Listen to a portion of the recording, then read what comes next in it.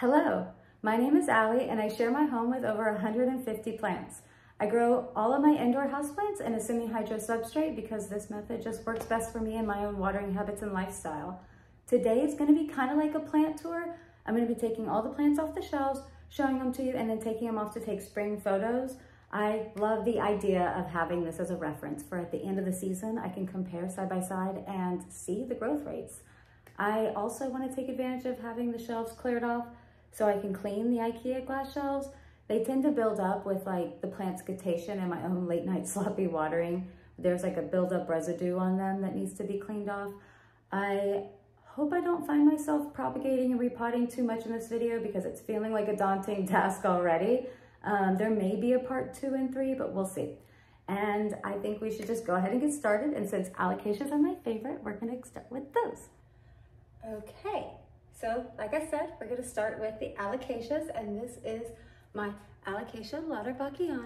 She is, oh, dropping Lecca. She is, gosh, she's probably one of my favorites. She has these really beautiful purple backsides with this rich dark green leaf that has like these ruffled edges on it.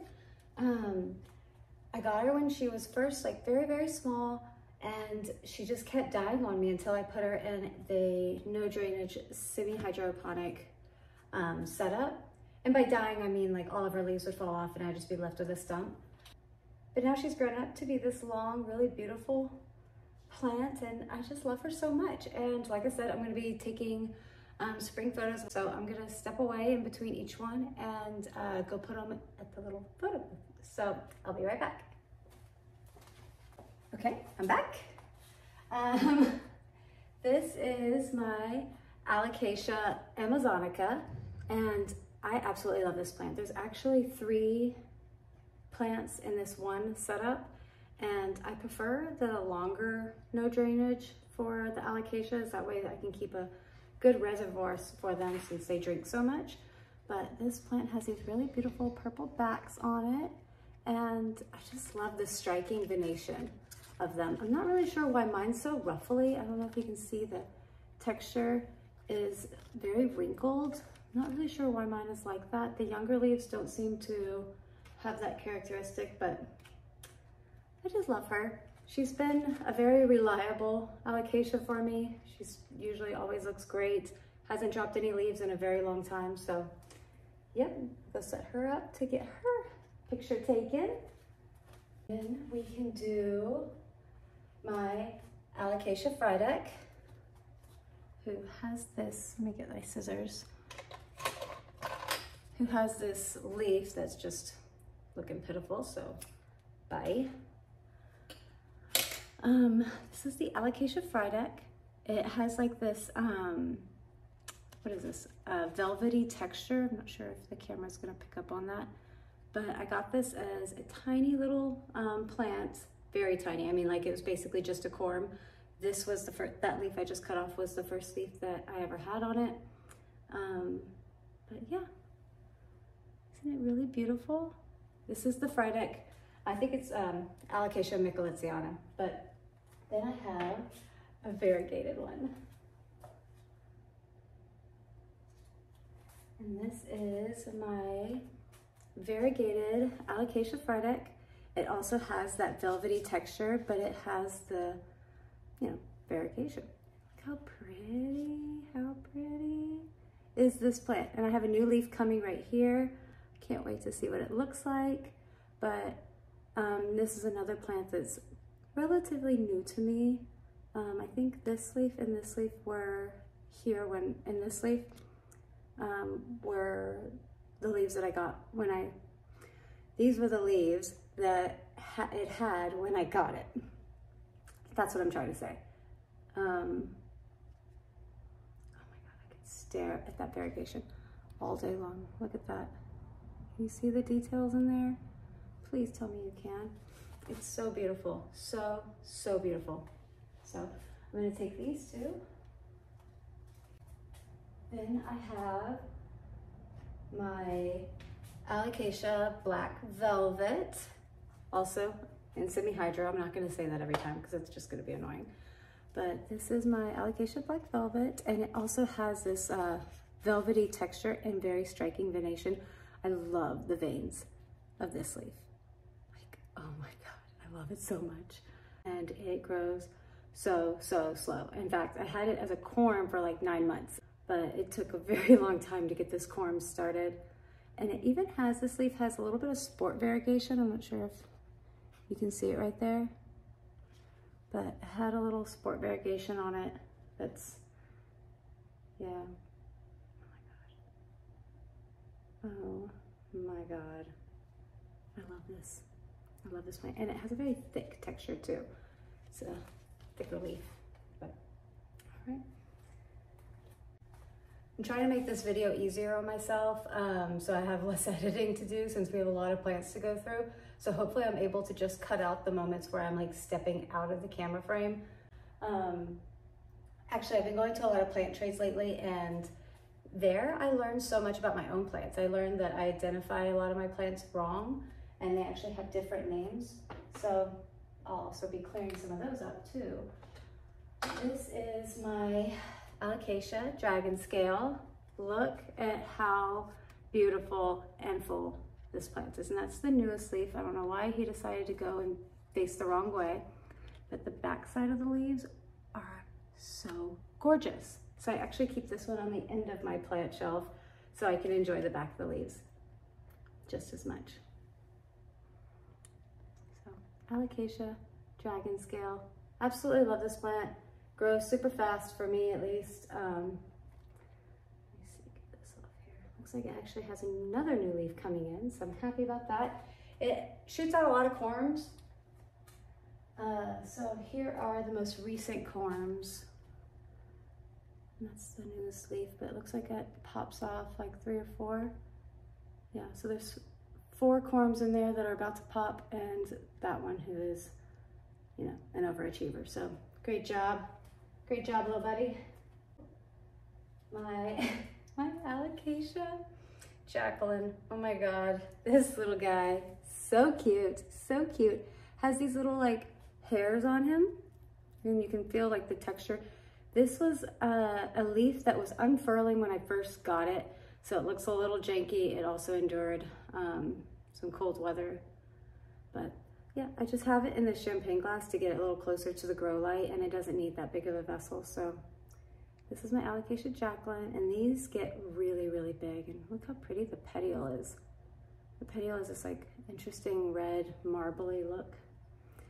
But yeah, alocasia Jacqueline, little cutie, little cutie. Then I have my alocasia cuprea. So some updates on the cuprea. First, I'll just show you how beautiful the leaves are.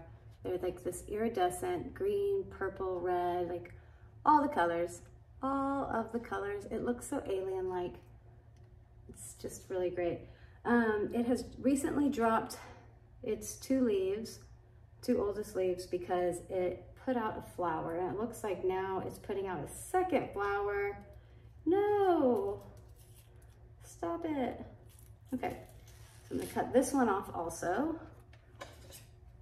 Cut the first flower off last night, but we do not need it. Wasting energy on that. I left one of its little baby corms in the pot with it, so I have a second plant trying to grow right there. And I guess while we're here, we can go ahead and say goodbye to these oldest leaves. And so now we have these 4 big, beautiful leaves happening. And again, I have it in Leca lechuza mix. Leca at the bottom is a water reservoir, and lechuza, just my alocasias like it. And I've had a lot of success with them in this setup. So here they are, wiggle, wiggle. I love them, I love them, I love them. And actually, I have some alocasia corms right here. There's 2 plants in here. I'll just show it to you. 2 plants. This one's really little. Look how cute. Look how cute. So this plant is these 2 leaves right here are one plant, and then these 3 are another. But this is the little babies, and they're so red. And there's the back side. All right, so alocasia cuprea, little baby corms. I love them, super cute. This is my alocasia longlobia. I also used to have it in a champagne glass because it was super tiny and I needed it closer to the grow light. I recently switched it over to like this little Starbucks cup. But it has 3 corms that are trying to pop, but this is the leaf, and when it gets bigger, it's super long and the venation is white. It's quite striking and very beautiful. But yeah, long lobia. Isn't it cute? Look at the ears on it. Look at the lobes at the top. It's so cute. So cute.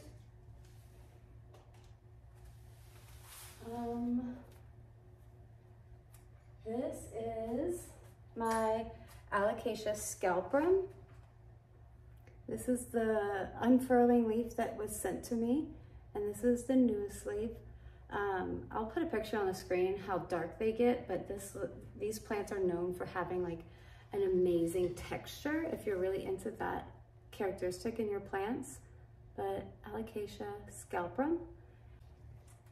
This is one of my alocasia corazons, and I was calling this the platinum silver for so long.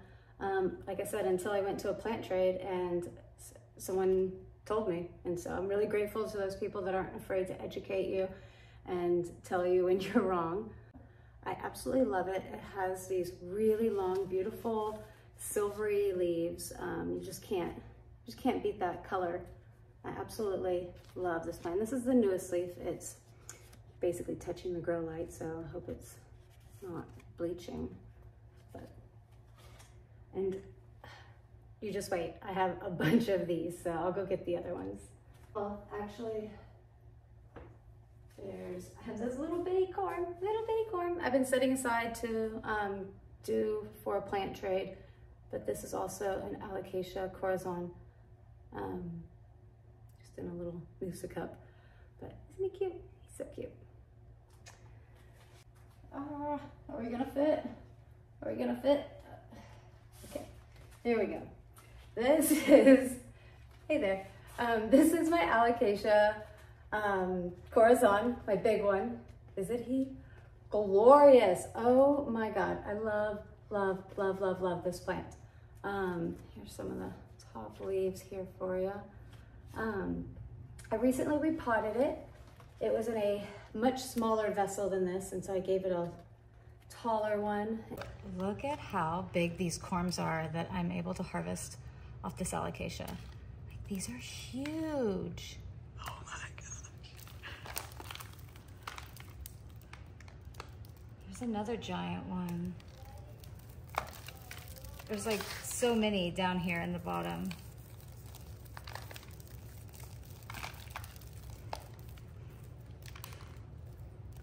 I know what everyone's getting for Christmas next year.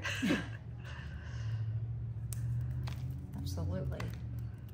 Oh my God, look at this big one. And you can see all those new roots that are just so happy. I want to say I did this like a week ago, but yeah, this is my alocasia corazon. This also is so big and beautiful that it's my centerpiece in my kitchen. So I'm obsessed. And you can see some of the leaves are a little wonky shaped, like this one, for instance. And I think it's because of the vessel I had it in was too small for it. And so I've seen that happen with like my alocasia dragon scale, where if it gets too tight and too root bound, it does this. So I upsized it. But isn't it so beautiful? I can't even show you all the leaves. Look at that one. Look at that one. This one. Oh my God. They just go on and on and on. Yeah, I love this plant. I absolutely love this plant.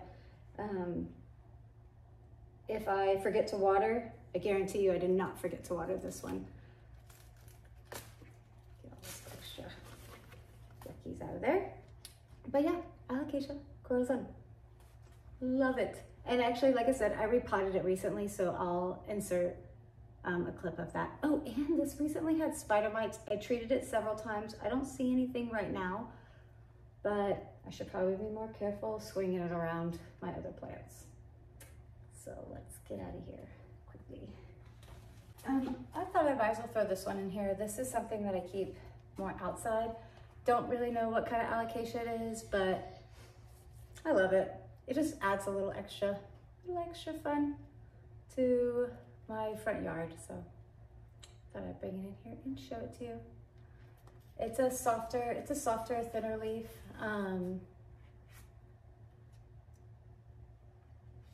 Yeah, I don't really have anything else to say about this one, but I like it. Is that really all my alocasias? I feel like that was gonna take so much longer. No more?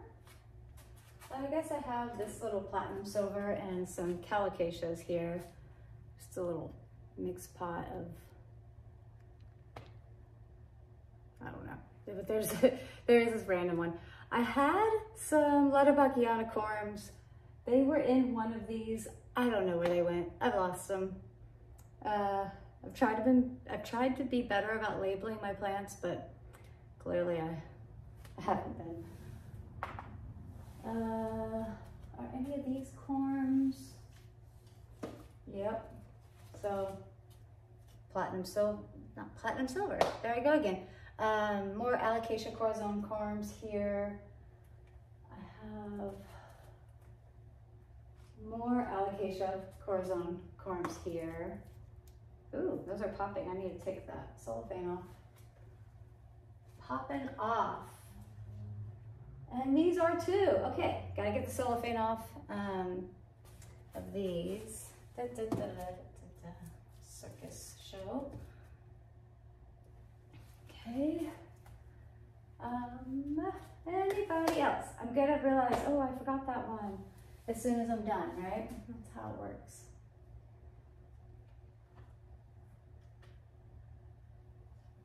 And then there's more of these little no ID alocasias.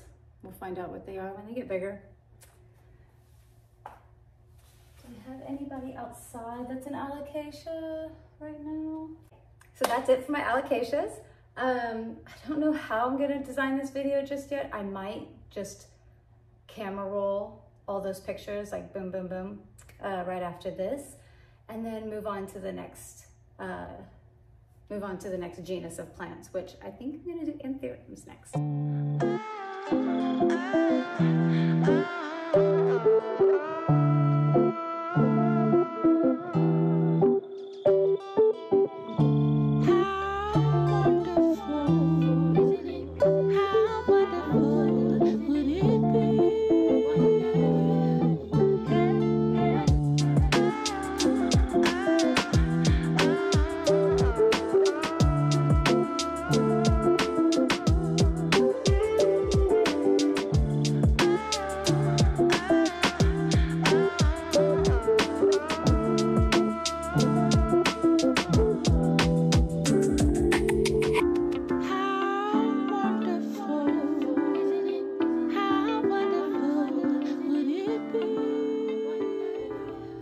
Okay, so we just went through all of my alocasias, and next we're gonna do my anthuriums. I'd love to start with my king anthurium. It's also called Anthurium beechii. This is the newest leaf. You can see it's still kind of pink, red, and hardening off. It's the back side. It has like this corrugated texture to it, which I absolutely love. It's kind of sharp on the back. See what I'm talking about? And since it was a tissue culture plant, I have a bunch of little babies trying to pop off right here. Do you see that? I'd rather them not be there. I'd rather it focus on the main plant and the main root system, but I have it in a self-watering pot. The roots are in the water reservoir. They don't seem to mind. I probably should up-pot this plant sometime before it starts to get warmer outside, but this is my alocasia. This is my Anthurium beechii, king anthurium. Absolutely love it. Absolutely love it. So cool. Such a cool leaf. This was a wish list plant for me for a really long time. And also look how cute the lobes, the little lobes, they like touch right here. You see what I'm talking about? Kind of like the Anthurium clarinervium, you know how they have that, like, that neat point right here, but am I able to show that on camera well? Okay, see what I mean? Anyway, reminds me of the Anthurium clarinervium, how that sinus connects like that, but I cannot wait till this hardens off. It might get a tiny bit bigger, I doubt it, but it will at least turn into a thicker leaf like these are.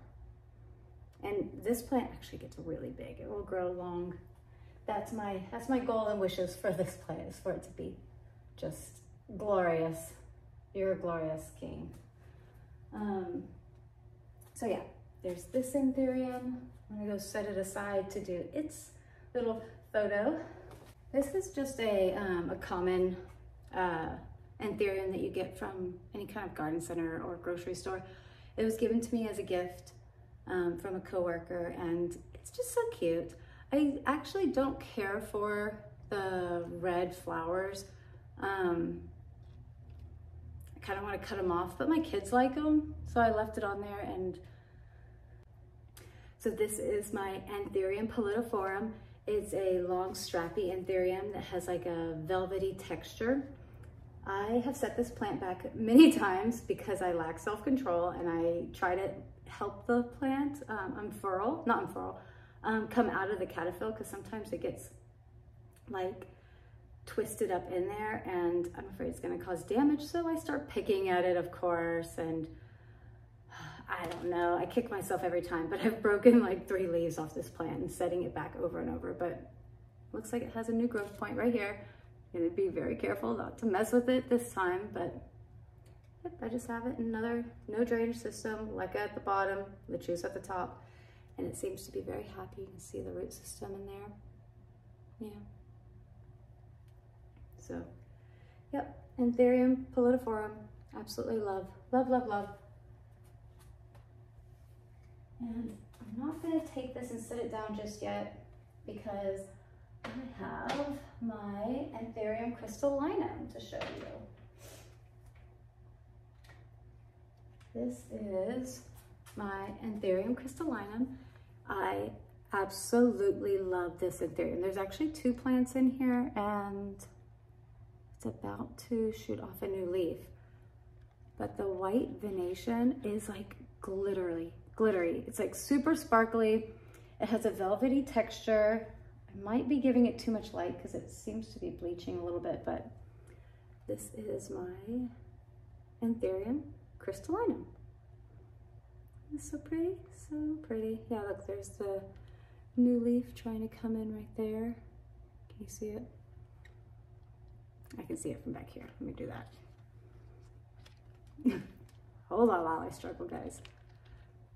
See the new leaf? So anyway, Anthurium crystallinum, absolutely love this plant. I also just love to touch it because it's so soft. I know you're probably not supposed to, but yeah. And when I bought that plant, it had a third one it had a third one in there, and so I separated it out, and it had a big old chunk. So I had to stick it in a bigger vessel than what I would have liked to, because of the way it was propagated. It was propagated off a chunk like this big. It's sending off this like little bitty leaf. It's so cute. Look at that. And here's the leaf right here. And oh my God, I have a lot of hopes for this plant. And it has like these really pink ridges along the edge. Yeah, I really like the Anthurium crystallinum. Love, love, love, love, love it. Now that's my only other Anthurium. Yes. How wonderful, how wonderful would it be? Yeah, yeah.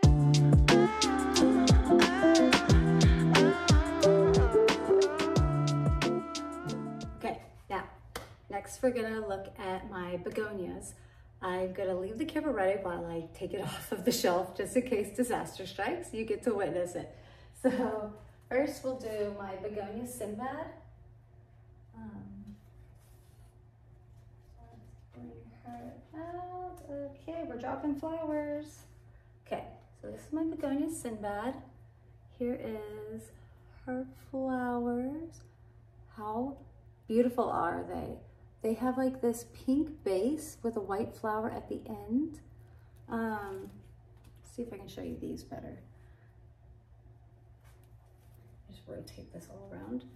So here's the begonia Sinbad and her flowers. Are they not so beautiful up under there? The stem is so thick. This plant came to me as like one leaf little cutting, and gosh, that was in November I went to that plant trade, and it's already like so big. So big. I love this plant. Do I have any pruning I need to take care of while I'm here? This leaf sat in my alocasia corazon planter that was sitting like that, and so it just kind of rotted off. Just bye. Some of these leaves just gotta go. Break them off. And the best thing about breaking off these leaves is it's just gonna stimulate more growth and branching, hopefully. That's what I tell myself. But is there any other leaves that need to keep? Yeah, you can stay. Yeah, begonia Sinbad, and it also has like this, I don't know if you can hear it. It has like these fine hairs. You see the hairs on it?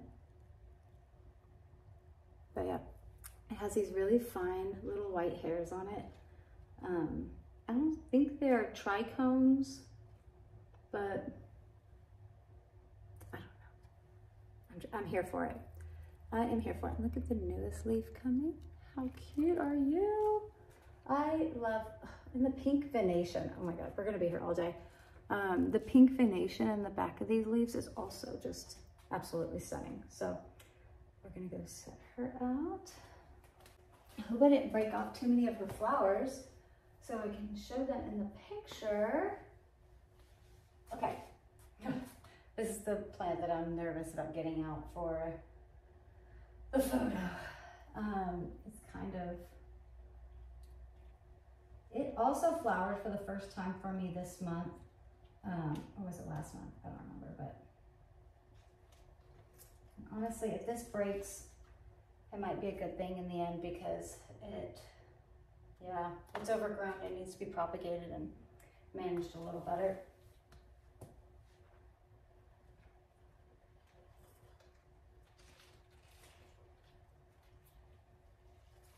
Oh, okay. That went off a little better than I thought. Okay. This is my angel wing begonia. If it has a different name, I wish you would put it in the comments for me because that's all I call it. I think I've read it's called cracked ice. I'm unsure. When I see other specimens, they don't have the sharp points on the end. You see what I mean? Like the shape of the leaf is very pointy, and it has the actual dots, not really the cheetah marbly dots, but there's that. And with the newest leaf coming in right there, can't tell if I have it in the frame or not. And then there's this stem with these flowers. I'm gonna hold it still for you to see. There we go. Those are the pink flowers off of that stem. It looks like it has new growth trying to happen right here. Oopsies. And let's see here, what else? Yeah, it just goes wild. This is my only thing about begonias that I really wish weren't that way, is the fact that it just grows out of control so quickly. It's a lot like syngoniums in that the growth rate is so prolific that you're constantly having to cut it up and propagate it, reroot, do all the things. So yeah, this has been a very easy to grow begonia for me. I got it actually as a cutting from a medical student that I worked with one day, and it's just the sweetest person ever. Anyway, begonia. Who else is a begonia? I have more begonias in my bedroom, so let me go get those real quick. Oh, I don't want to walk away. I just want to keep looking at her. Look at her. Look at those flowers. Oh my God. Okay, like I said, we're gonna be here all day if I don't just keep moving out. Okay.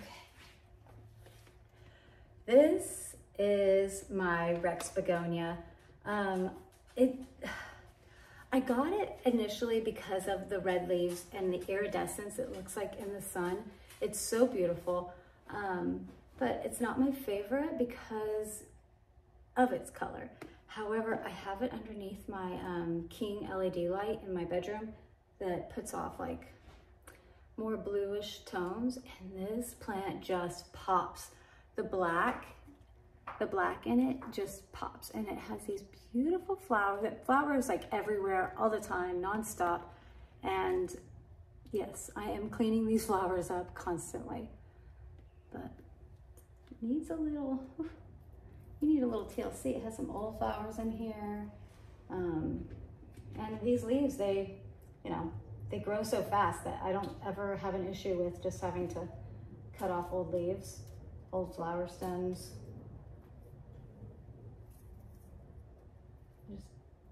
I find it very therapeutic to go through and do that. And how's the roots on this guy? Let's see.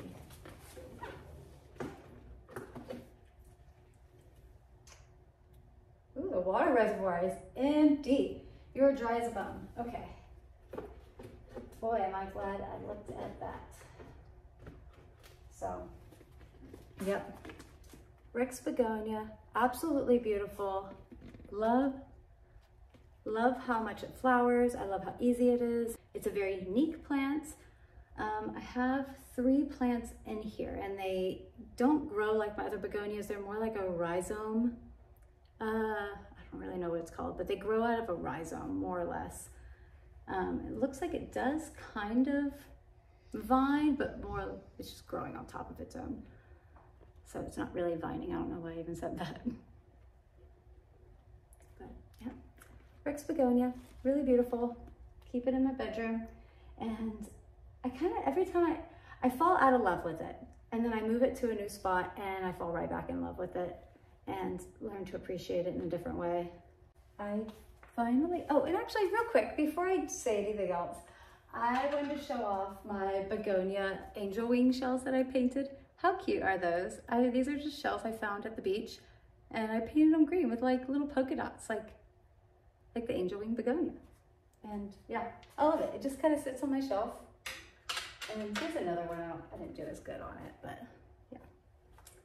Aren't those fun? Anyway, I have this begonia. It's another angel wing begonia. It's not looking so hot. I've been trying to get rid of it for a really long time. I keep taking it to plant trades, and I have a couple different cups that are set up like this of this plant. And it just has like string tied to it with like this acrylic stake and a Starbucks cup. Like it's not all that great, but I've been trying to get rid of it. It flowers quite prolifically. Yeah, I didn't bring all 3 cups in here, but I take it to plant trades and stuff. I don't know if it's that common of a begonia, so people seem to really, really love it. And I'll just leave 1 cup here and then cut it up in thirds, take 2 of them to a plant trade, and then keep that 1, grow it up, cut it into thirds, take it to a plant trade. It's a cycle. And that's how my plant collection has grown up so fast. So yeah, just another angel wing begonia. This one is different than the one that I showed you earlier, the really big one. The growth pattern on it is a little different. As you can see, like that is how it grows, and it doesn't have the top points on it. It seems to want to always point, the long end always wants to point down, and yeah, it's just different. Not really sure how. Even the spots, it's more blotchy then polka dots, then the other begonia as well. But if you're a begonia expert, please put in the comments like what these are for me, because I am, yeah, I'm clueless. I have no idea. And I guess I will take my begonias to go get all their pictures taken now.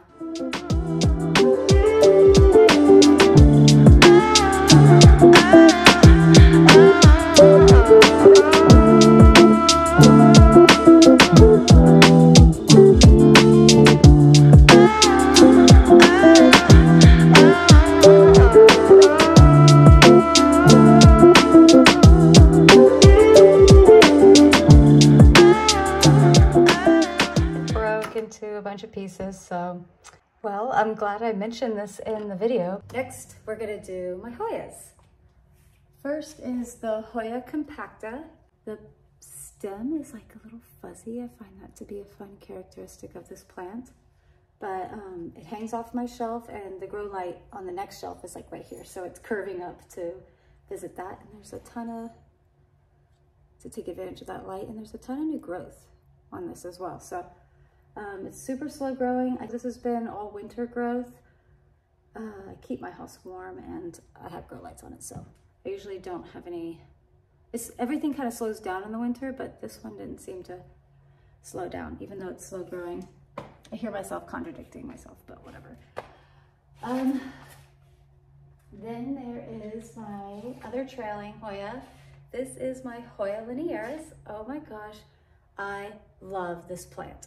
So a couple of exciting things. It has new growth just going everywhere. So I kind of fold them down and I tuck them underneath their stems that are trailing.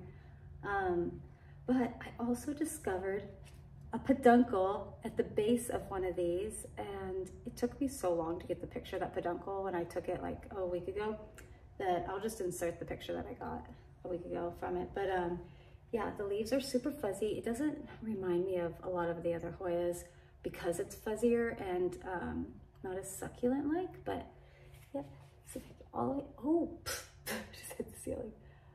So that's the bottom, and yeah, I love this trailing Hoya. It's one of my top 3 favorites. Honestly, yeah, I'll give it top 3, but man, I love the Hoya linearis, and it just lives right here and is happy as can be.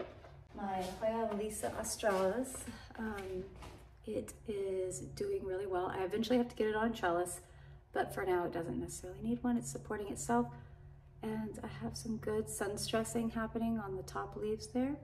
Yeah, I have it in a self-watering pot. It is very happy. Roots are hanging out in the water reservoir. Doesn't seem to be bothering it at all. And yeah, my Lisa australis. I love how compact this is growing too. That's another thing that I really, really love about this Hoya. And the leaves are just stunning. Each one is different. It keeps you guessing. Yeah, it really is an underappreciated plant of mine that when I pick it up and look at it, I like fall in love with it all over again. But like, how beautiful is that? Like, come on. So it dries out so quickly that I put this cellophane on there. I guess I can take it off to show you. That would make sense. And I'm going to be taking pictures of it anyway, so expose yourself. Okay. Oh, also, because it's sphagnum moss, I was nervous to have it just totally exposed to the rest of my plants in case there were pests, but I've had it in this long enough that I feel like I can trust it now. Those are the famous last words. So here is the Hoya curtsii. Let me see if I can get it. It has new growth happening right there, which is very, very exciting. And this is my slightly longer stem. So these are the first 2 leaves right here that I got this plant, and then it stems off, goes down to here like that, and I have another branching more branching right there, more branching right there, and then this side is also branching off into 2 as well. This cutting only had 2 leaves for months, so this has been very, very exciting progress to watch grow. But the leaves are very their texture, I would say, is thick. I would compare it to a reptile The leaves are not bendable at all. It's very Hoya-like. Let's see if I can get you in closer.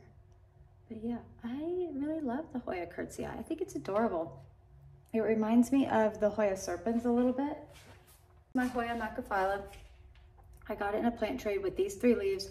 It has done absolutely nothing. It has rooted like crazy, but I don't have any new growth points, and I've tried exposing the stem a little bit more to the outside, hoping that I would get new growth, and it looks like it wants to, but it just hasn't. And also the outer variegation that this had, it had some white and pink outer variegation that has slowly faded over time. Yeah, I have high hopes for this plant, but at the same time, if it's not growing, these leaves are gonna potentially die off eventually, and I'll be left with nothing but this dead stem that I should cut off. No, it has roots. Okay, it can stay. New Hoya for me that I got in a trade. Let me see if I can open it up. Oh my gosh! Wow. Okay. Wow. Amazing.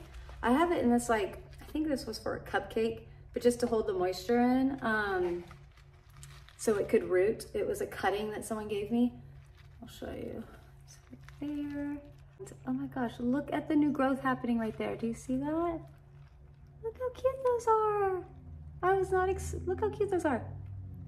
I was not expecting to open this and find new growth. I put this in the container a month ago. Isn't that adorable? Okay, that's awesome. Also, it's running out of room. How can I dome this without interfering? Okay, this is gonna have to stay undomed because the leaves are pushing up against it and they're gonna bend and look all wonky, so.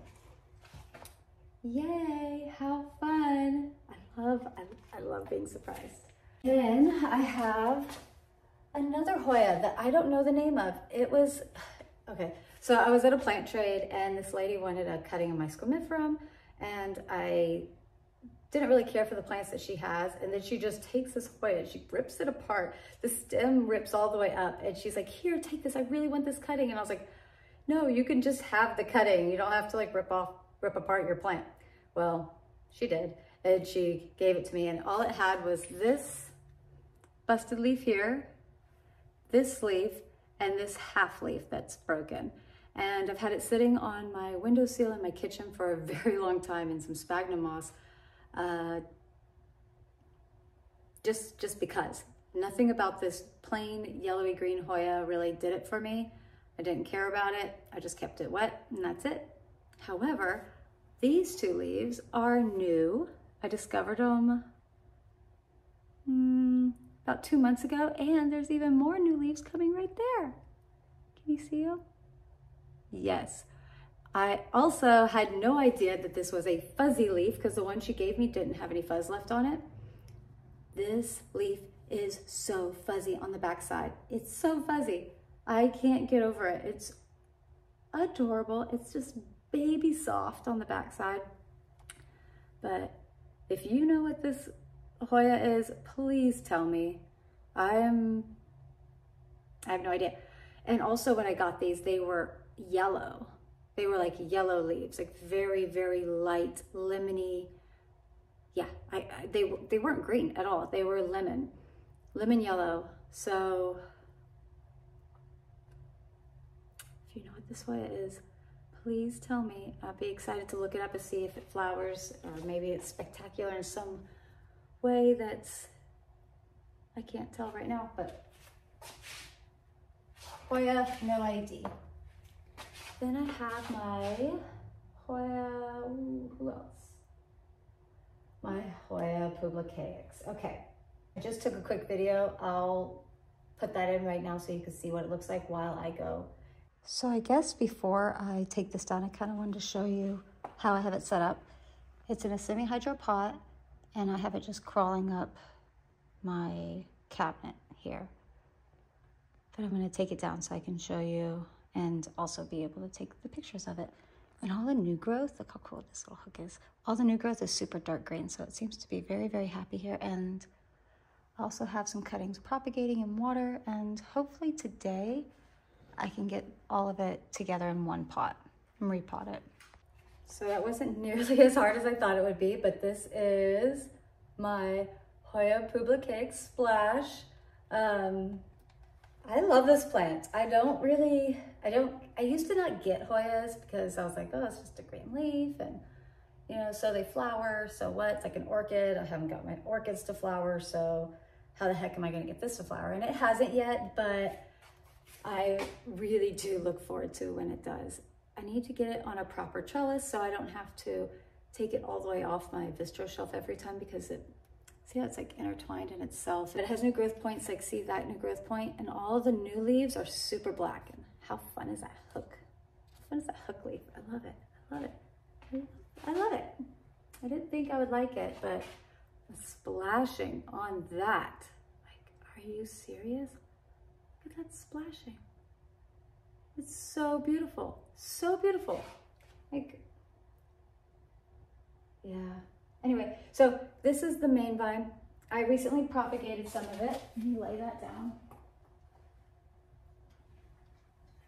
Recently took some propagations. Here they are. Long stems. Looks like they're getting to work, climbing to wherever they need to go, but there's a lot of good growth points and new leaves that are trying to come up on these stems. So I'm going to try to repot this in with the mother plant, maybe change the vessel into a larger one and put them together. Or I will save it as a trade. No, I'm not going to put them together. I'm going to make it its own plant so I can trade for it or sell it. PlantCon's coming up, so I'm trying to make extra money selling a lot of my Florida Ghost cuttings and my Squamifrum cuttings, because you just don't need 30 of those plants. So yeah, so, cutting, that's it. And I think that wraps it up for all my, oh, no, it doesn't. Oh my goodness, okay. Sit that down. This is my Hoya lacunosa. This one makes my house smell lovely. I love all the flowers. See them right there? That's the flower. And, or is this one? Here's a more open flower. But they smell like laundry soap. That's the best way I could describe it. That's how my kids describe it, at least. It smells like we just did a fresh load of laundry. And it's in the no drainage, small vessel.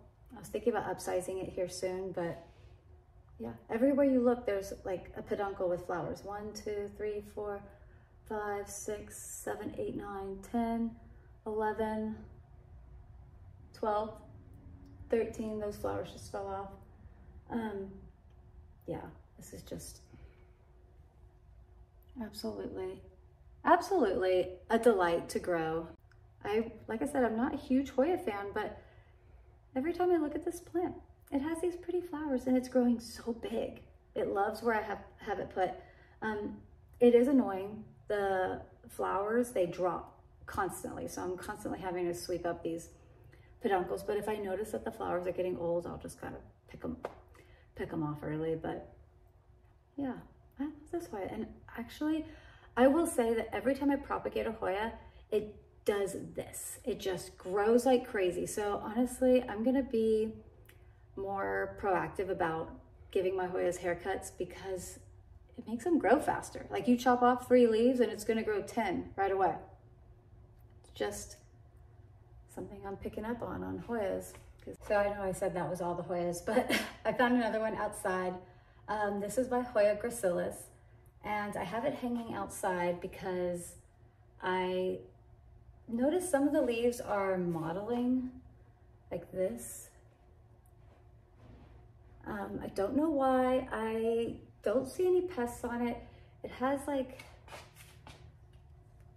these leaves. See how they're kind of textured? And I'm just not that familiar with Hoyas, but I know that flat mites can be a big issue. So I decided to put it outside, not expose the rest of my plants to it. Hopefully I treated it, but I'm just letting it kind of live outside until I trust it again. But it's just hanging outside in a self-watering pot. I do keep some semi-hydro plants outside, like my bird of paradise and some alocasias I keep outside. Oh, I do have an alocasia outside. Dang it, oh well. Hoya gracilis, here she is in all her glory. I do see little spiders on her, so that's a good thing. Hopefully they'll take care of that for me, but yep. She has not flowered yet. Maybe she will one of these days. You know, she has lots of new growth. She seems to be very happy outside. There's really long aerial roots. I live in the Houston area, so the humidity is pretty high here. All right, guess I'll take her back there to get a picture taken.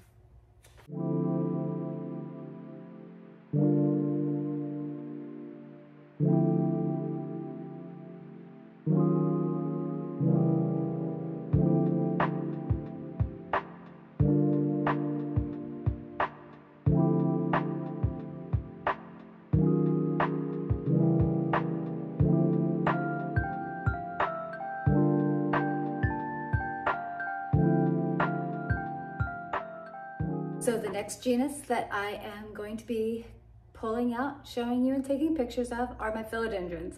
This genus has me the most stressed out because they're large. They're very large, and pulling them out of their shells and holding them up here, swinging them around has me kind of on edge, but I can't procrastinate anymore. It's gonna weigh heavy and I won't get to enjoy the rest. So I'm just gonna leave the camera rolling. Hopefully all the cutting and editing doesn't bother you, but it makes it easier. All right, here we go. We will start by watching me take this Billietier down. Easiest way I can think to do this is to move you first. Let go of each other. Put you over here.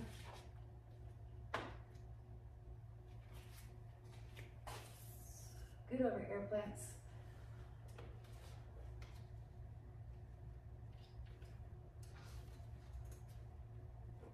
Oh, yikes. Okay.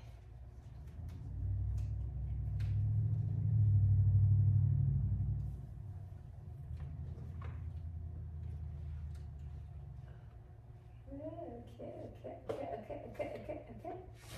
Ah. Okay. You are doing it. Here we go. Oh. Here we go. This is my philodendron Billietier. Woo! In all of her glory. She is one of those plants that just reaches out and is kind of unstoppable. See, she has a very long leaf and extremely long orange petioles.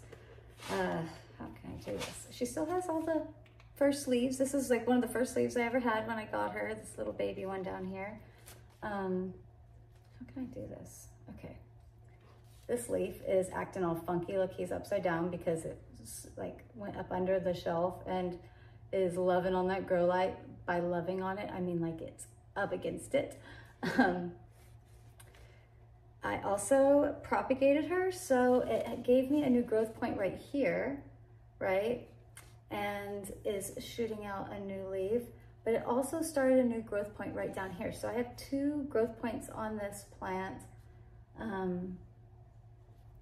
like 4 new leaves. I chopped off 1 leaf and I got 4 new leaves. Look at that new one unfurling. The stem is super thick.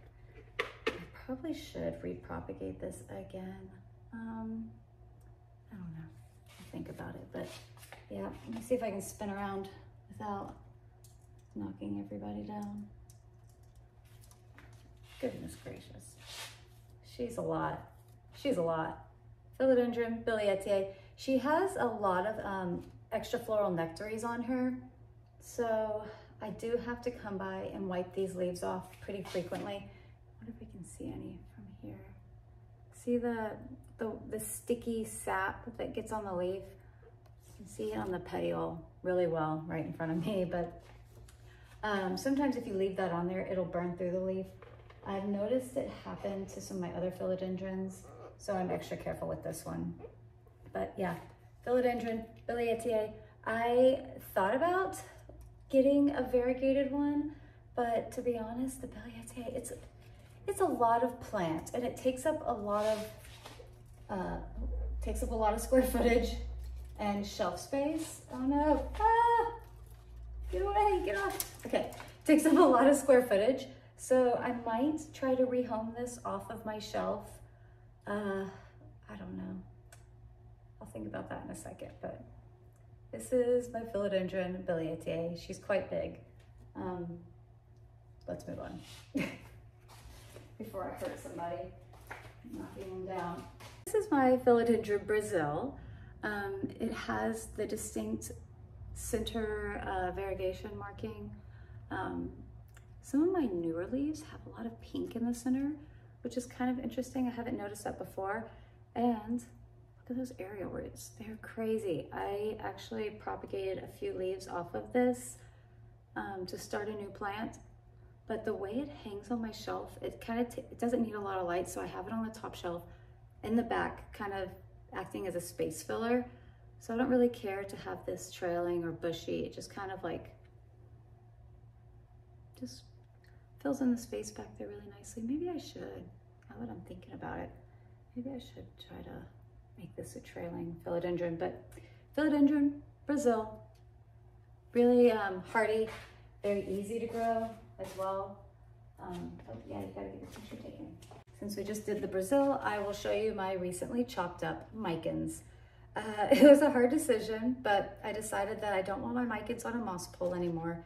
It's just an extra moss pole that I have to keep moist, and I have a ton already. So, wait, do I have 2 of these? Oh, I do. Okay, so I also have like this cutting propagating also, potentially for a plant trade. I haven't decided, but wow, the roots are those pinky pretty roots. Anyway, so this is a philodendron micans. It is a velvet leaf philodendron, very, very dark velvet leaf philodendron. What is that? Oh, the sticky sap.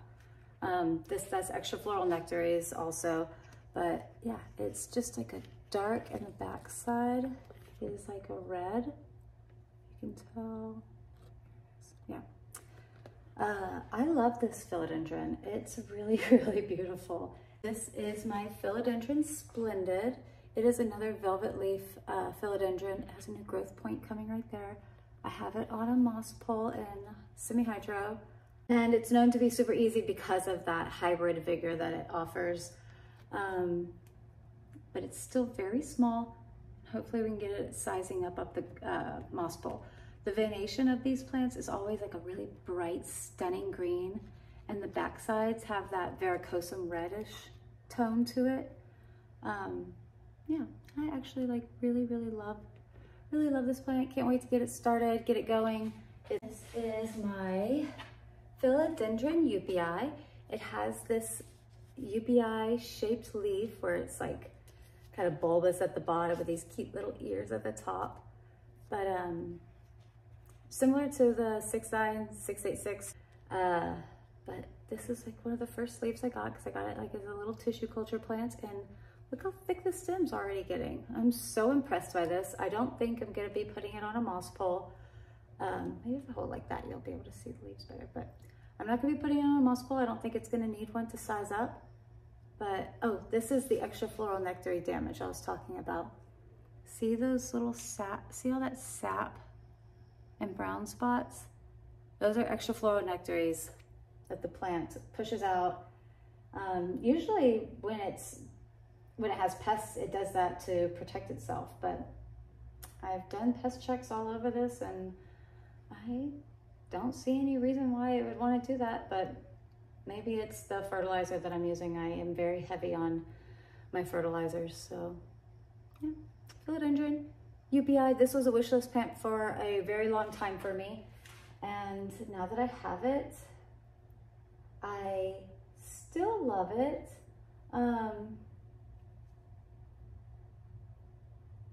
Yeah, not really sure how I feel about it right now. I think it needs to be a lot bigger for it to kind of meet my expectation. But I have it kind of wedged in my shelf because I learned my lesson from my biliaceae. I have it wedged in my shelf so it's forced to push out new leaves like in this pinched area. So hopefully it will maintain that compact directional, I don't know what I'm trying to say. Okay. This is also another new plant for me. It was another tissue culture plant. This is a philodendron tortum, and it recently gave me this new leaf. Oh, it's so cute. It's so tiny and cute. And it has another one coming right here. It seems to be settling in nicely. As far as roots go though, I actually don't see any roots. It must have a pretty small root system. And I try to usually put the newer roots along the edge so I can see if there's new growth, but I trust it. Has put out 2 new leaves this month, so I think it's getting it together. And if you have a moment today, you should totally look up philodendron tortum time-lapse unfurling. It's really cool watching the time-lapse of these unfurl because they're like all weird. Anyway. This is my philodendron Florida Ghost, and she is, this is the newest leaf, one of the older leaves, so you can see that the green is starting to come through.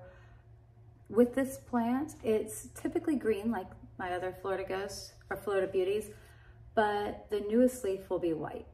And as it ages, it's gonna get more chlorophyll in it, turning it green. So, but sometimes they just kind of go minty for a while, which is really beautiful. So, yep, philodendron Florida Ghost tissue culture, very tiny. Can't wait to take its picture so I can watch its glow up. This is a philodendron white wizard, white knight, not really sure which. I have the mother plant. I actually keep my mother plant over at work. The lighting in the lobby is really nice, so I decided to let it have a chance to live because it was slowly dying in my backyard. This is a cutting I have of it. I have chopped off, so I've chopped it back right here now twice because it just keeps putting out solid white leaves. Although they're beautiful, they do nothing for the plant, and I might have to propagate it again. I started to get new growth here, but it just kind of stopped. I didn't want to do anything else. So this is a plant. It's beautiful and all, but it sits in the back of my shelf unappreciated because it just pisses me off. That's the truth. It doesn't do what it's supposed to do. It obviously doesn't have the will to live. These leaves are getting pretty old, so I don't think that it's gonna, yeah, whatever, moving on. This is my philodendron ring of fire. Look how pretty she is. This is a recent plant trade acquisition. I absolutely love it. It has stable variegation, so it will always like have beautiful leaves. This one is the newest leaf right here with the orange. So imagine my surprise seeing that. I was like, oh my God, yeah. This is my philodendron fuzzy petiole. It came to me as like this cute little bitty plant. Well, this one's not even on the moss pole. It's gone rogue. That's probably why it hasn't been sizing up, and the leaves are looking pretty shite. So I'll propagate that. So this is a philodendron fuzzy petiole.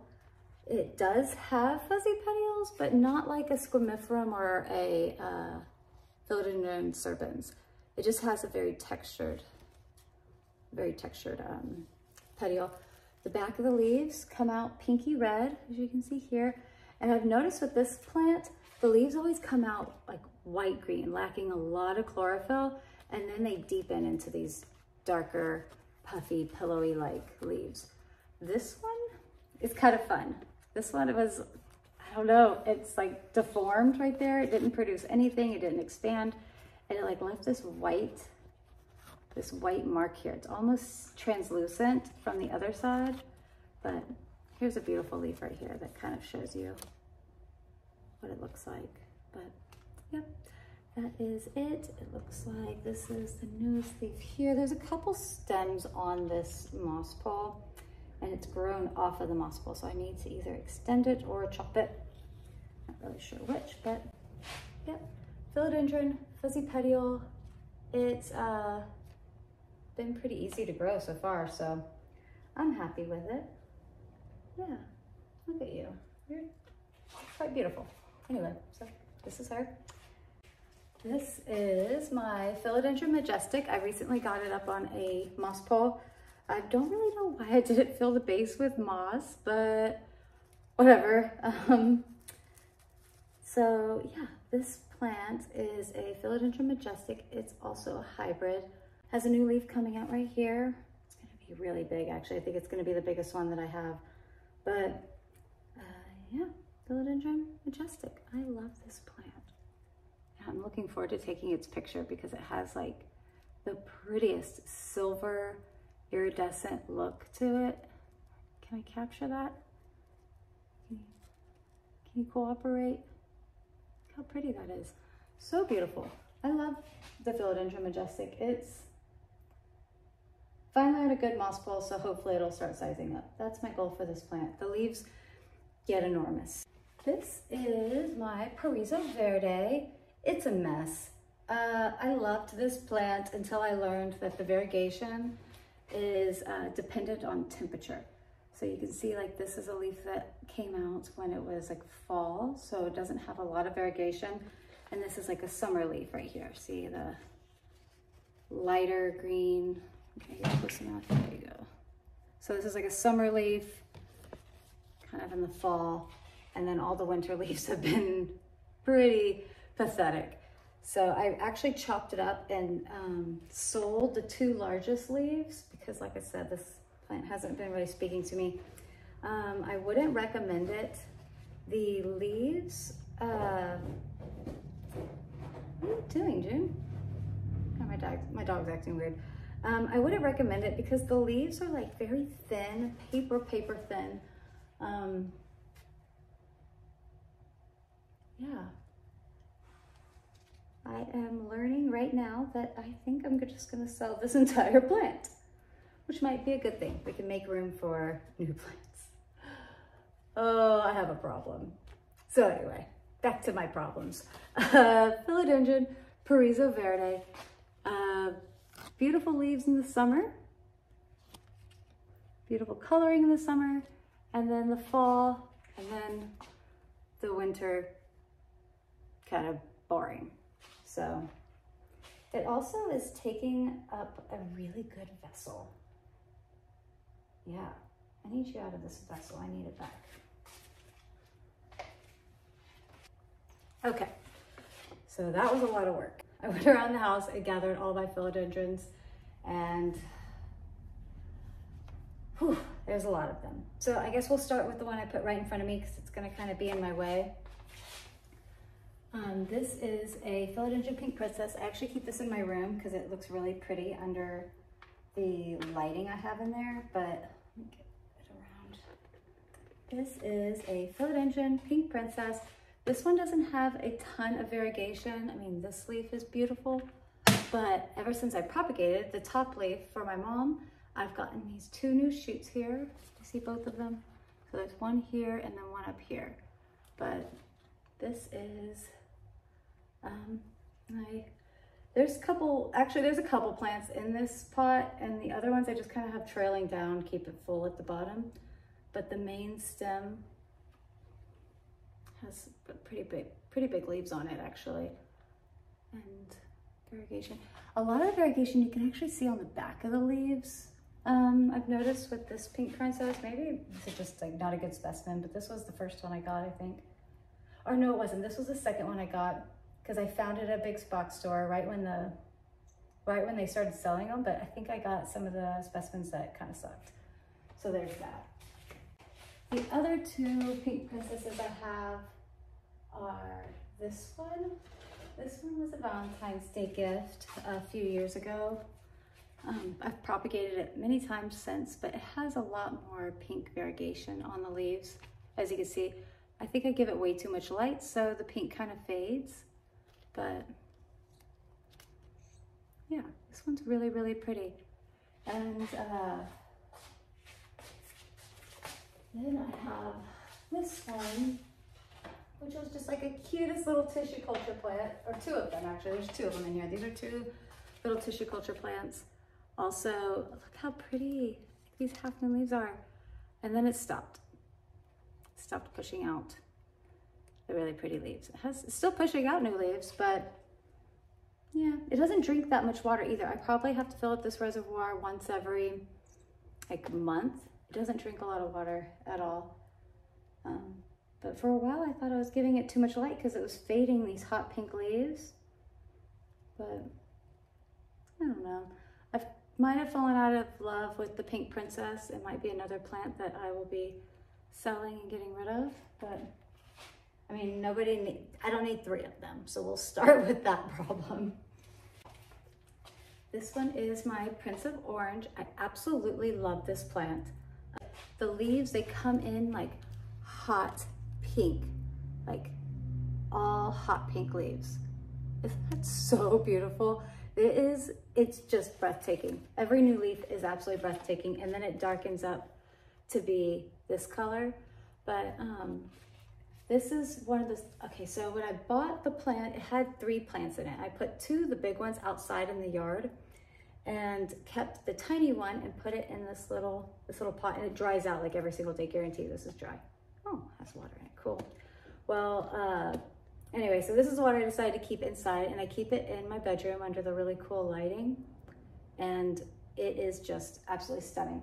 I did try to rescue one of the outside plants before the freeze, and here it is. And I know it looks variegated, but I think that's just damage. But this is the exact same plant. It's rooting pretty pitifully. And in here I also have rooting some Monstera Linetia, I think, but whatever. So yeah, here's the other. Figured I might as well save it. And if I get some roots on it, I'll put it back in the yard. This is a Moonlight philodendron. This is one of my outside plants.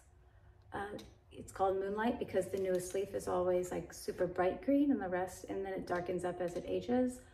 But it's in a self-watering pot or no drainage, semi-hydro setup, and I keep it on the patio so it doesn't get rained on. But yeah, just kind of another like space filler plants. I really enjoy it. Okay, so the next philodendron I'm going to show you is my Philodendron Florida Beauty. It's not variegated, it's all green, but this plant grows so fast that I literally trade cuttings, or I sell the cuttings for like 20 bucks a leaf, and it funds pretty much all of my plants, that and the squamiferum. So this is one of my mother plants. Let's see if I can get it up without hurting anybody. So this is one of my mother plants. It still has all of its like little bitty baby leaves at the bottom that don't have the fenestrations or whatever it's called, but it's matured so much. Like, look at this top leaf. Isn't that just absolutely beautiful? I never thought that this plant would be so easy, but here she is in all her glory. She also has super long petioles, so she does take up a ton of square footage in my house. So that's that. She's probably ready for a propagation. I don't know which one I want to keep. And this is my other mother plant. I think there are 2 stems. Yeah, there's 2 stems in here.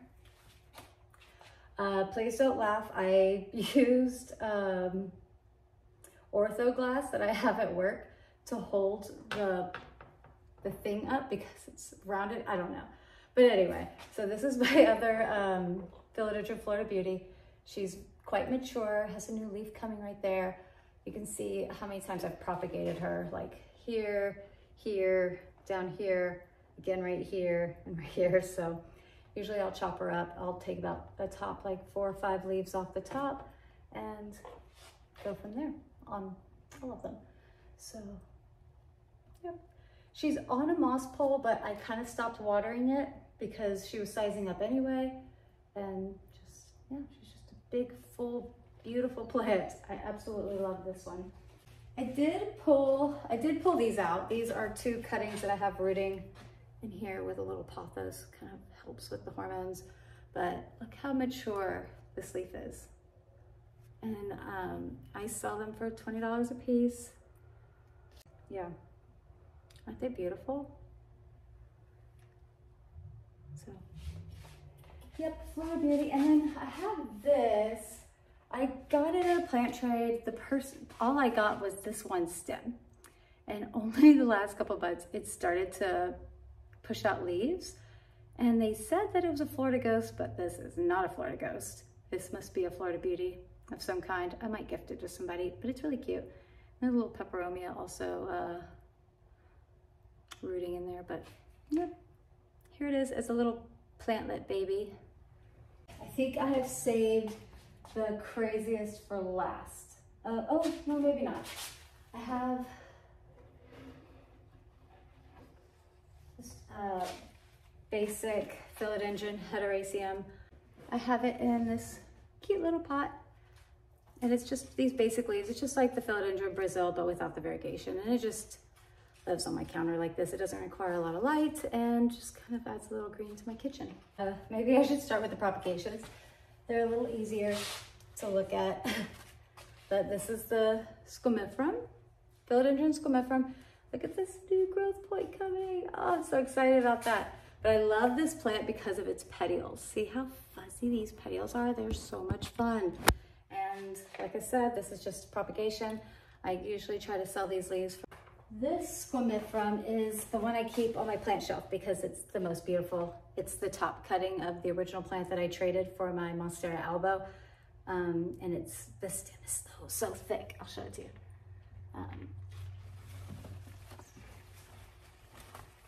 Okay, so here she is. Here are her bottom leaves. They're enormous. Like they look big in the video. They are big. Here's the top leaf there. Yeah, and then it also is pushing out a new leaf right here. But this is my philodendron scomifrum. Don't want to. Okay, hang on there. Look at that leaf. Look at the size. And I have this cute little toucan. I don't know if you can see the toucan sitting on his petiole. Yeah. But, yep, I love this plant. Look at those leaves. Oh my gosh. Oh my gosh. This is my favorite philodendron, without a doubt. I love the petiole. I love the shape of the leaves. And I love everything about this one. It definitely gets me going. I think if I had to sell every single plant of mine, I would keep this one. This is the one that will remain in my collection forever. Because it loves me so much. It gives me these beautiful leaves. Look at it. Look at that. Oh my God. Oh my God. I don't ever want to put you down.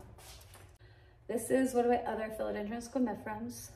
Here's the bottom leaves. And it lives in my bedroom in the really nice King LED light. This is a nutrient deficiency. I think it's because after I propagated it, I was just giving it water for a while. I think it's just like a lack of cow mag. But anyway, this is her. The internodal spacing on this one is super long. But yeah, the leaves, they start out really cute and little, like kind of like that shape, and then it matures into this shape. And look how bright the petiole is. Can you see how bright that pink petiole is? And it fades to like green after a while. Okay, I'll sit you down. It's getting kind of late, and I was at the dog park and then I remembered that I forgot a plant. It's my really pitiful philodendron brantianum. It used to be on a moss pole looking really beautiful, and then I decided that I didn't care about it anymore. I took some propagations. Yeah, don't really. I think I'm gonna trade this plant. It's just too finicky. It's beautiful, don't get me wrong. And it has like beautiful coloring, but I don't love it anymore. Kind of over it. It's too much of a pain in the butt. The leaves come out like this, and just look pretty janky. I have it hanging up in my kitchen. I figured, whatever. This is my philodendron brantianum. It's seen better days, and I don't think it's gonna see any more better days at my house. And it's another one that I think I'm gonna sell or purge. Not sure. But yeah, this one's rooted up really nicely. Maybe I will keep this little cutting and chop this up, root it, and sell it. Or just give it to somebody as is, because it's not worth very much now. But all right, that's all. I'm pretty proud of myself for only forgetting one philodendron.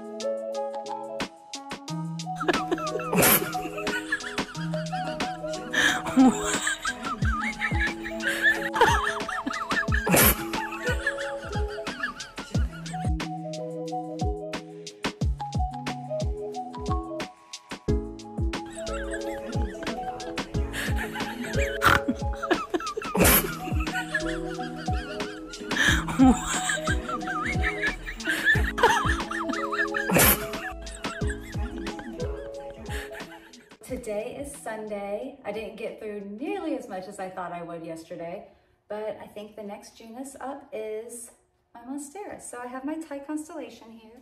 I'll just pick up her whole basket. This is her. She still has all of her little baby leaves. You just can't see them.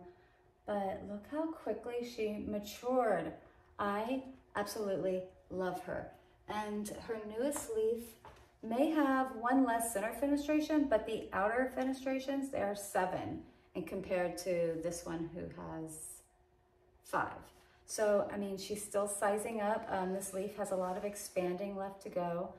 I have noticed that my Thai constellation doesn't have a lot of white block variegation in it, but it's very consistent. And that's the beauty about Thai constellations, is their variegation is stable. So it's not like my Monstera albo that can just turn all green when it feels like it.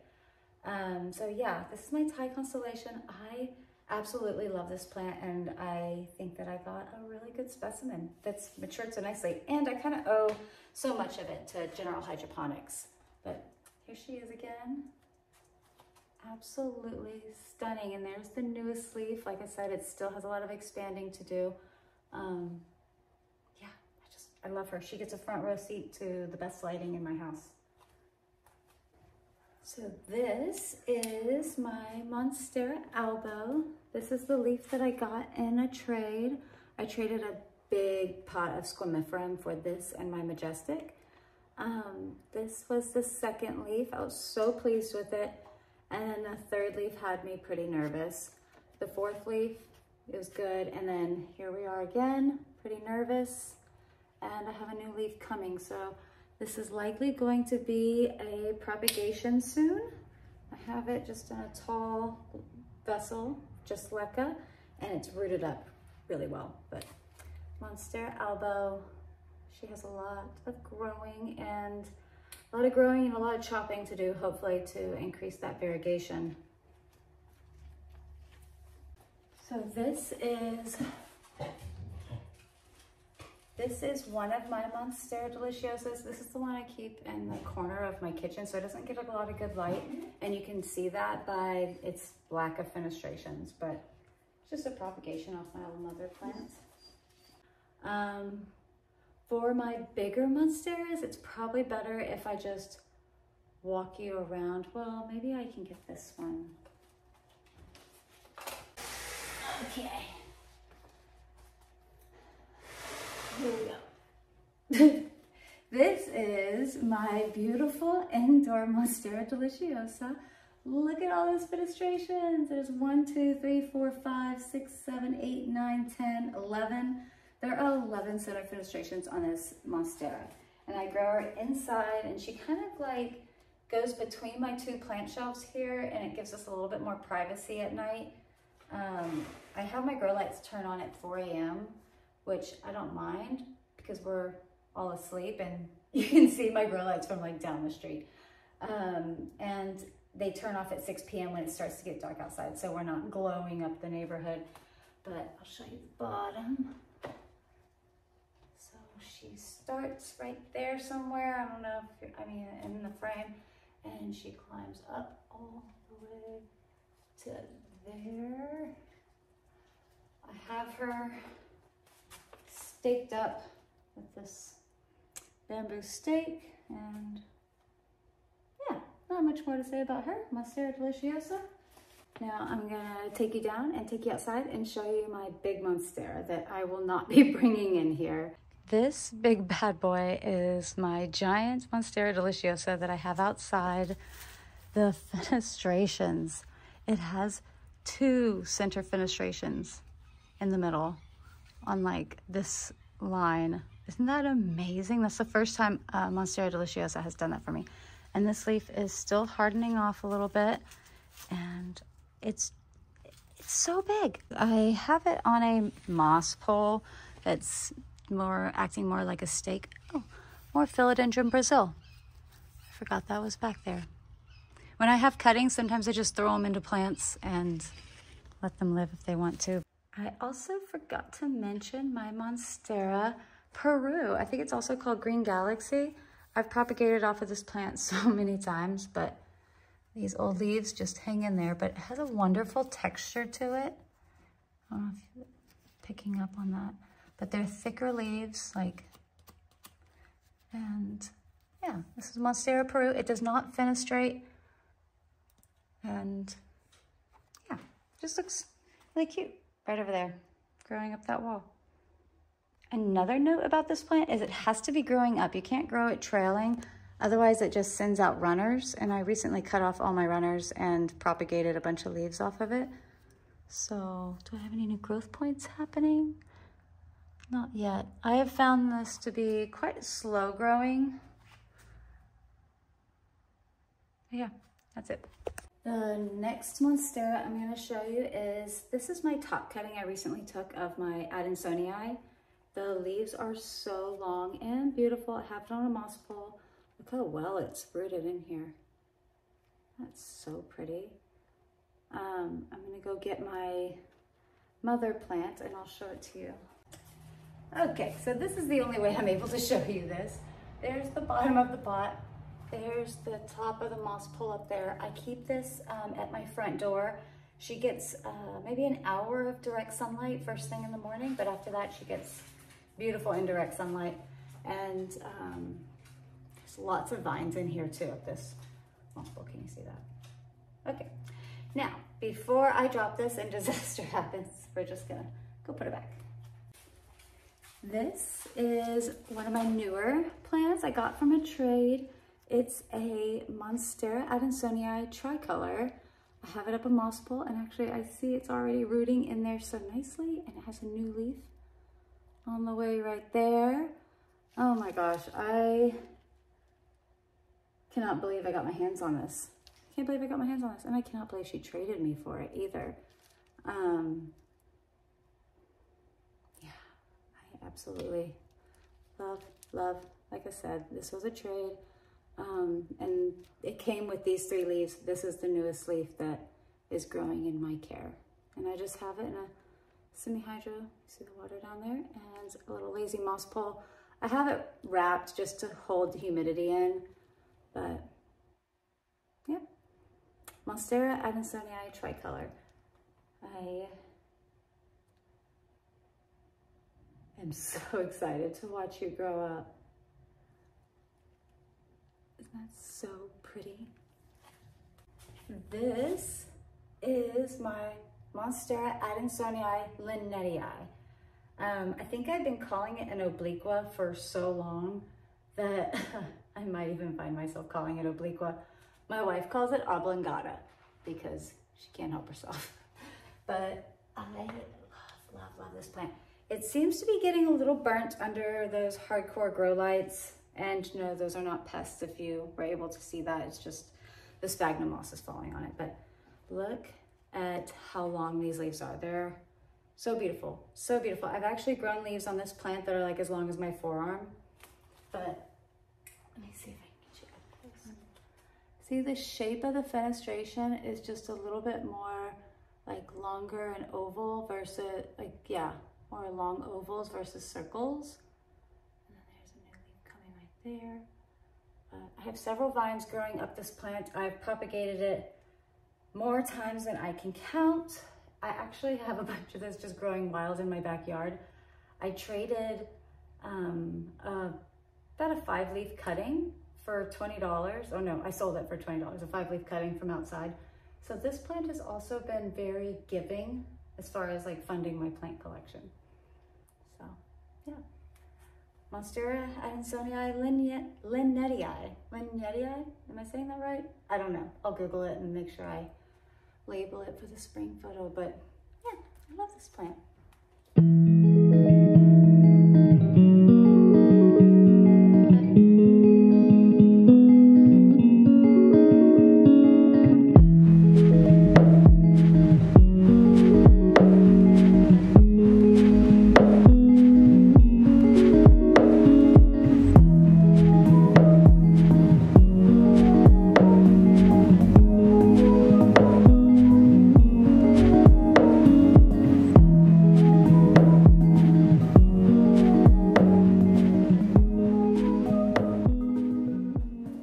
I also forgot to mention that I have some Monstera Adansonii linnetii growing up this wall here. It's in a vessel that's like this big, and I'm just letting it do its thing. I have a little Monstera propagation happening here, and another plain green Monstera propagation in the kitchen. I'm not going to even get that out to show you. The next genus I might as well knock out of the way is what everybody calls the mini Monstera. It's the Rhapidophora tetrasperma. I've used to have a ton of cuttings all over the house, but I recently sold all of them. But I'll get you my big mother plant that I keep chopping off of. This is her. She just lives wildly in my kid's bathroom. Yeah, her vines kind of go everywhere. I've circled them around and done crazy things with this plant. But that's it. That's my only Rhapidophora. Well, I take that back. I also have this Rhapidophora tetrasperma that I have climbing up the wall here. It's just in a little self-watering pot, definitely needs a repot. And it used to grow and it connected all the way to here, and then I had it trailing down to there. So there was just a lot going on up here. Kind of, yeah, it needed to be trimmed. So now it's just growing straight up there, and when that outgrows again, I'll just keep chopping it. The next genus that I'm going to be doing are my epipremnums, and I do have one scindapsus that I'm going to throw in there as well. But my first and favorite epipremnum that a recent purchase, I'll show it to you, is this variegated epipremnum pinnatum. And you can see the white variegations. And this is a leaf that will fenestrate really pretty. But there she is, and I just have her in a semi-hydro setup with a lazy moss pole, and she's rooting really well. I'm happy. I even see roots in the moss pole, so I'm pleased with that. There are 2 cuttings in here, so I have a new leaf coming right there. Oh, and a new leaf coming right there, and a new leaf coming right there. And a new leaf coming, okay, wait a minute, hold up. So there's only 2 cuttings in here, but I have 4 leaves coming, so, oh my God. That's so exciting. See those 2 right there, that one right here, and this one right here. Like, what the heck? Keep up the good work. I love it. This is my neon pothos. Not much to say about it, except that it's a pothos and it's neon. I have some cuttings here that I recently took off of this because it had really long vines. and just needed a haircut. I needed a better spot for it to fit, and it just, with it trailing, it just didn't fit. Look how much fun this leaf is. It has a random splotch of green in it. Can you see that? Anyway, so, yep. This one is my epipremnums sea blue, or I mean, is it sea blue or skeleton key? I don't know. I have some sea blue, some Baltic blue, and skeleton key scattered all around the house, growing up walls, growing up some of my moss poles, and I don't know which is which, so I have to wait for them to finish straight, and I'm going to take pictures of them, and we'll see what they look like afterwards. This was my global green pothos. See how it has this center green variegation in it? I had it on my windowsill. I believe it was getting way too much light and started to look rough, so I propagated it, and as you can see, these look rough also because the water vessel dried out completely. Had to propagate it a second time, so I don't know. I'm kind of over it. It's a pothos. It doesn't really do it for me, so I think this will also be a plant that I'll be selling and making room for new plants.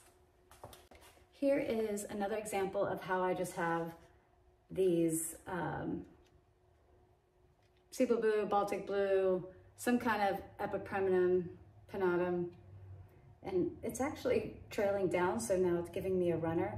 I try to prop it up on the wall in my bathroom so it'll start growing upward, but we'll see what it looks like. I'll take a picture of it, and at the end of the season, we'll see. This is my pearls and jade, or enjoy. I don't know the difference between the two, but it's just another epipremnum with this really pretty white marbly variegation. Here's the two newest leaves. Pretty, pretty, pretty. And this also just lives in my bathroom.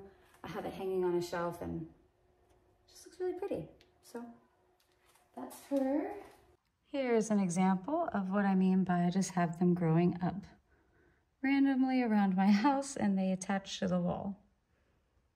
I have some pothos that's growing in my kitchen up the wall.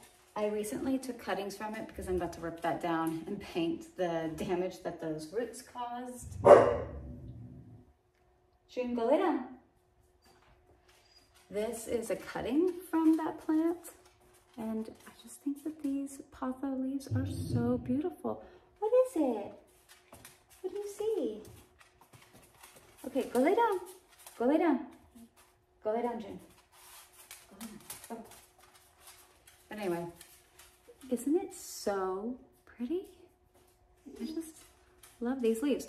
Anyway, yeah, for a pothos, this is just absolutely stunning.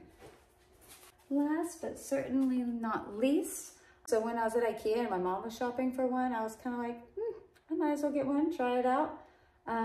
This is 2 cuttings that I took off of the plant, and this is the main one, and I just have it in a semi-hydro setup. It's totally dry, but it's rooting really well. But here she is. She has these like really pretty silvery speckle leaves, and they're quite velvety too. Like, I don't know if it'll show up, but they're very velvety.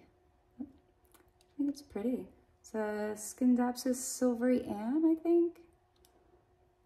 Not sure. I haven't jumped into the world of scindapsus just yet.